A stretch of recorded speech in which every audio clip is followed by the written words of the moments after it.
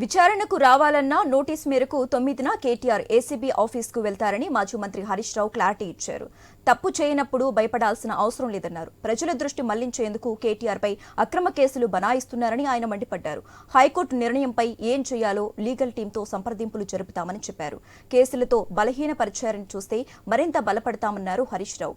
ఎన్ని కేసులు పెట్టినా ప్రభుత్వ అక్రమాలను ప్రశ్నిస్తూనే ఉంటామన్నారు. ఫార్ములా ఈ కేసు రేసులో తప్పు జరిగినప్పుడు కోర్టు ఎక్కడా చెప్పలేదన్న హరీష్ తమకు కోర్టులు అధికారుల మీద ఉన్న విశ్వాసం సీఎం రేవంత్ రెడ్డి మీద లేదన్నారు. ఇందులో ఎలాంటిది కూడా బయటకు వచ్చేది లేదు. అసలు ఒక రూపాయి రాష్ట్ర ప్రభుత్వ ఖజానా నుంచే పోయింది లేదు. రాష్ట్రానికి ఆదాయం వచ్చింది తప్ప రాష్ట్రానికి జరిగిన నష్టమే లేదు. రాష్ట్ర ప్రయోజనాల కోసం చేసిన తప్ప కేటీఆర్ గారు స్వంతగా తన కోసం చేసినటువంటిది కాదు. అందువల్ల ఆయన మాకు ఆ విశ్వాసం ఉంది కనుక 9వ తేదీ ఆయన ఏసీబీ విచారణకు వెళ్తారు. వెళ్లి అన్ని రకాలుగా మేము సహకరిస్తాం. మేము ఫర్దర్ గా లీగల్ యాక్షన్ మీద మా న్యాయవాదులు ఇచ్చే సలహా మేరకు మేము ముందు ఫైనల్ గా ఇందులో ఎలాంటిది కూడా బయటకు వచ్చేది లేదు. హైకోర్టులో కేటీఆర్ క్వాష్ పిటిషన్ కొట్టేయడంతో బీఆర్ఎస్ నేతలు తదుపరి కార్యాచరణపై ఫోకస్ పెట్టారు. హైదరాబాద్ నందినగర్లోని ఇంట్లో పార్టీ పెద్దలు భేటీ అయ్యి చర్చించారు. ఈ సమావేశంలో మాజీ మంత్రి హరీష్ రావు, ఎమ్మెల్సీ కవిత, ఇతర పార్టీ పెద్దలు పాల్గొన్నారు. సుప్రీంకోర్టులో అప్పీలు చేయడంతో పాటు న్యాయపరంగా ఉన్న మార్గాలపై లాయర్లతో భేటీ అయ్యి చర్చించారు. హైకోర్టు ఫుల్ బెంచ్ కు అప్పీలు చేయడం పైన మంతనాలు జరిగినట్లు సమాచారం. ఇక ఇదే అంశానికి సంబంధించి మోర్ అప్డేట్స్ మా ప్రతినిధి సునీల్ లైవ్ ద్వారా అందిస్తారు. సునీల్, ఈ ఫార్ములా కేసులో high court squash petition KTR squash petition high court కొట్టివేసింది.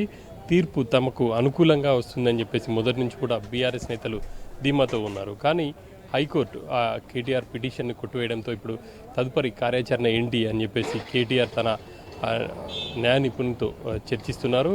ఉదయం నుంచి కూడా ఆయన నందినగర్ నివాసంలో ఇటు కేటీఆర్, కవిత, అదేవిధంగా హరీష్ రావు, కొంతమంది బీఆర్ఎస్ నేతలు న్యాయ నిపుణులతో చర్చిస్తున్నటువంటి సిచ్యువేషన్ ఉంది. కాసేపటి క్రితమే ఆ భేటీ నుంచి హరీష్ రావు బయటకు వచ్చారు. ఆయన ప్రస్తుతం వెళ్ళిపోతున్నటువంటి సిచ్యువేషన్ అయితే ఉంది.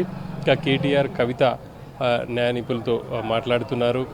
ఇక ఈ సాయంత్రానికి హైకోర్టు ఇచ్చినటువంటి డిస్మిస్ చేసినటువంటి ఆర్డర్స్ కాపీస్ వచ్చే అవకాశం ఉంది. ఆ ఆర్డర్ కాపీస్ తీసుకున్న తర్వాత ఫర్దర్గా ఏం చేయాలి, సుప్రీంకోర్టుని వెళ్ళే అవకాశం ఉంది. కాబట్టి ఇప్పటికే ఆ టీం అంతా కూడా రెడీ ఉంది అని చెప్పేసి చెప్పుకోవాలి. ఆర్డర్ కాపీస్ కోసం కేటీఆర్ న్యాయవాదులు అయితే వెయిట్ చేస్తున్నారు.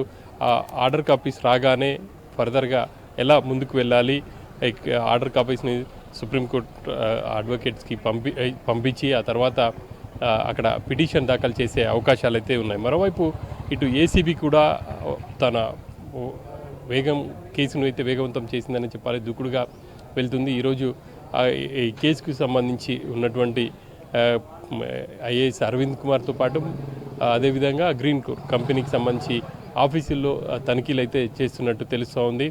ఇక ఈ కేసుకు సంబంధించి ఇప్పటికే ఏసీబీ కేటీఆర్కి నోటీసులు ఇచ్చింది. 9వ తేదీన ఆయన తమ ఎదుట హాజరు కావాలని చెప్పేసి ఆ నోటీసులో స్పష్టంగా పేర్కొన్నారు. మరి 9వ తేదీన కేటీఆర్ హాజరవుతారని చెప్పేసి కూడా హరీష్ రావు అయితే కాసేపటి క్రితం మీడియాతో చెప్తున్నారు. ఇక ఖచ్చితంగా కేటీఆర్ విచారణకు హాజరవుతారు. ఈ కేసులో అసలు అవినీతి జరగలేదు, ఒకవేళ కనుక నిబంధనల ఉల్లంఘన జరిగి ఉంటే జరగవచ్చు, కానీ ఎట్టి పరిస్థితుల్లో అవినీతి జరగలేదు అని చెప్పేసి అయితే బీఆర్ఎస్ నేతలు పదే పదే చెప్తున్నారు. మరి ఏసీబీ ఈ కేసుకు సంబంధించి దర్యాప్తు ఎలా ముందుకు వెళ్తుంది అనేది చూడాలి. ప్రధానంగా ఏసీబీ ఈ కేసులో నిబంధనల ఉల్లంఘనతో పాటు క్విడ్ ప్రోకో జరిగింది అన్న యాంగిల్లో వాళ్ళు విచారణ చేస్తున్నట్టు తెలుస్తూ ఉంది. ఇప్పటికే ఆ గ్రీన్ కోర్ కంపెనీతో పాటు కంపెనీ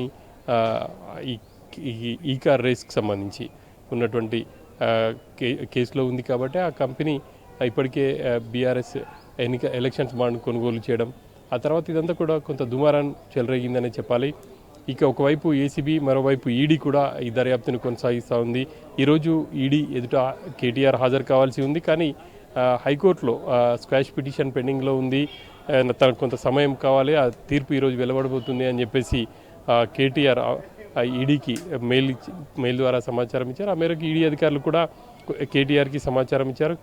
ఇక ఈడీ అధికారులు కూడా ఈరోజు కేటీఆర్కి నోటీసులు ఇచ్చే అవకాశం అయితే కనిపిస్తూ ఉంది.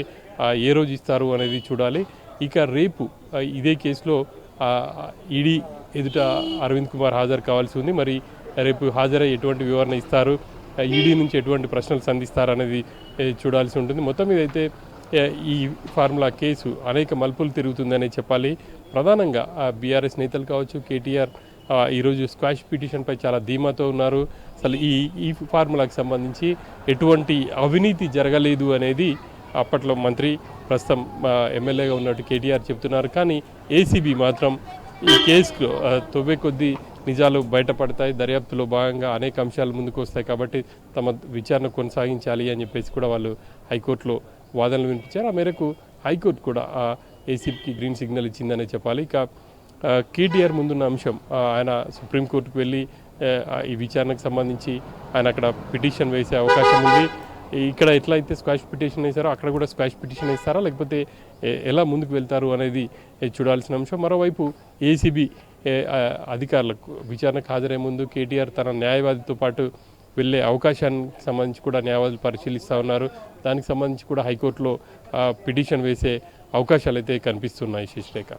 సునీల్, మరో విషయం ఏంటంటే ఈ కేసులో A2గా అరవింద్ కుమార్, అలాగే A3గా బిఎల్ఎన్ రెడ్డి ఇంట్లో కూడా సోదాలు జరుగుతున్నట్లుగా తెలుస్తుంది. దీనికి సంబంధించి అప్డేట్స్ ఏంటి? ఇక ఎప్పుడైతే కేసు నమోదు అయ్యి అధికారులపై కావచ్చు, ఇటు కేటీఆర్పై కేసు నమోదు చేసిందో ఏసీబీ, అప్పటి నుంచి కూడా తన పని తాను చేసుకునే పోతుంది. ఒకవైపు హైకోర్టులో కేటీఆర్ స్క్వాష్ పిటిషన్ వేసినప్పటికీ ఇటు హెచ్ఎండిఏ ఆఫీస్కి వెళ్ళి పూర్తి వివరాలు సేకరించడం, ఆ తర్వాత ప్రస్తుతం హెచ్ఎండిఏ ఇటు ప్రిన్సిపల్ సెక్రటరీగా ఉన్నటువంటి మున్సిపల్ అడ్మినిస్ట్రేషన్ ప్రిన్సిపల్ సెక్రటరీగా ఉన్నటువంటి దానకిషోర్ సంబంధించి స్టేట్మెంట్ రికార్డ్ చేయడం, ఎందుకంటే ఆయన ఫిర్యాదుదారు కాబట్టి అసలు ఏం జరిగింది ఏందనేది ఆయన నుంచి కూడా పూర్తి వివరాలు తెలుసుకున్నారు. ఇక ప్రస్తుతం ఆ కేసుకు సంబంధించి స్క్వాష్ పిటిషన్ కూడా కొట్టివేయడంతో ఏసీబీ మరింత దూకుడుగా ముందుకు వెళ్తుందనే చెప్పాలి. అందులో భాగంగానే ఈరోజు ఆ కేసుతో సంబంధం ఉన్నటువంటి ఐఏఎస్ అధికారి అరవింద్ కుమార్ కావచ్చు, అదేవిధంగా హెచ్ఎండిఏ మాజీ చీఫ్ ఇంజనీర్ ఎన్వీఎస్ రెడ్డి ఇంట్లో కూడా సోదాలు చేస్తూ ఉన్నారు. ఇక కేటీఆర్ నిన్న స్పష్టంగా చెప్పారు, తను విచారణకు హాజరైతే మాత్రం విచారణకు హాజరయ్యే సమయంలోనే తన ఇంట్లో కూడా ఏసీబీ సోదాలు చేసే అవకాశం ఉంది అని చెప్పేసి ఆయన చెప్తున్నారు. కానీ ప్రస్తుతం ఏసీబీ అధికారులు మాత్రం ఆయన విచారణ పైన ప్రత్యేకంగా దృష్టి సారించారని చెప్పేసి చెప్పుకోవచ్చు. ఇక 9వ తేదీన కేటీఆర్ ఏసీబీ ముందు హాజరయ్యే అవకాశాలు అయితే కనిపిస్తూ ఉన్నాయి. ఇక ఏసీబీ అధికారులు కేటీఆర్ నుంచి ఆయనకు ఎలాంటి ప్రశ్నలు సంధిస్తారు, ఏం సమాధానం రాబడతారా అనేది ఇప్పుడు ఆసక్తిగా మారింది. ఈ కేసుకు సంబంధించి మాత్రం కేటీఆర్ స్పష్టంగా చెప్తున్నారు, ఇందులో ఎటువంటి అవినీతి జరగలేదు, ఖచ్చితంగా అగ్రిమెంట్ ప్రకారమే ఆ కంపెనీకి నిధులు హెచ్ఎండి నుంచి వెళ్ళాయి, నిబంధనల ఉల్లంఘన జరిగి ఉండొచ్చు అనేది కూడా ఇప్పుడు బీఆర్ఎస్ నేతలు చెప్తున్నారు. Shashirekha. Okay, right. Thank you Sunil.